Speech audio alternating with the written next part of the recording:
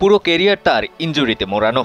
Neymar junior যতটা সময় মাঠে ছিলেন ঠিক তার সমপরিমাণ সময় তিনি চোটের কারণে কাটিয়েছেন মাঠের বাইরে। গত অক্টোবর থেকে আবারও একবার ইনজুরির কারণে খেলতে পারছেন না এই ব্রাজিলিয়ান সুপারস্টার। তবে প্রতিবারের মতো এবারও মাঠে ফেরার চেষ্টা অব্যাহত রেখেছেন নেইমি।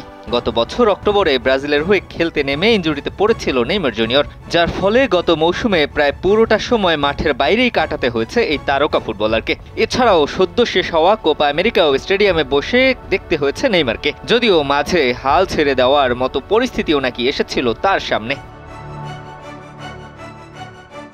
সামাজিক যোগাযোগ মাধ্যম ইনস্টাগ্রাম স্টোরিতে দেওয়া এক পোস্টে এই তথ্য জানিয়েছে সাবেক এই বার্সা ও পিএসজি ফরওয়ার্ড। 250-টিরও বেশি ডিজাইন অপশন নিয়ে ওয়ালটন স্মার্ট ফ্রিজ, বোঝে আপনার প্রয়োজন।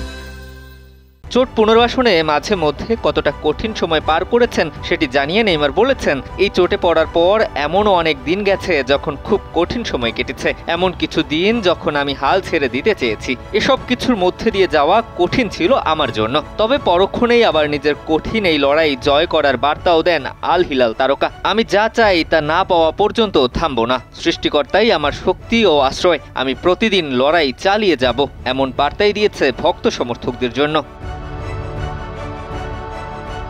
2023 সালের অক্টোবরে দক্ষিণ আমেরিকা অঞ্চলের বিশ্বকাপ বাছাইয়ে উরুগুয়ের বিপক্ষে হাঁটুতে আঘাত পান নেইমার। তিনি কাঁদতে কাঁদতে সেদিন স্ট্রেচারে মাঠ ছেড়েছিলেন। গত জুন জুলাইয়ে যুক্তরাষ্ট্রে অনুষ্ঠিত কোপা আমেরিকা ও ব্রাজিলের হয়ে খেলতে পারেননি নেইমার, তবে সতীর্থদের খেলা দেখেছেন গ্যালারিতে বসে। তবে সেপ্টেম্বরে তিনি মাঠে ফিরবেন বলে আশার কথা শুনিয়েছে আল হিলাল কোচ।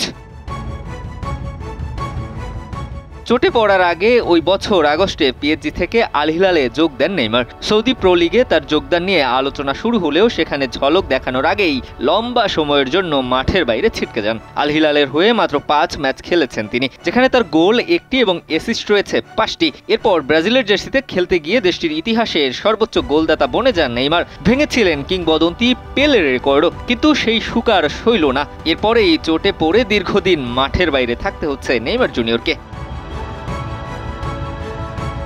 দিবাকর চৌধুরী, কালবেলা।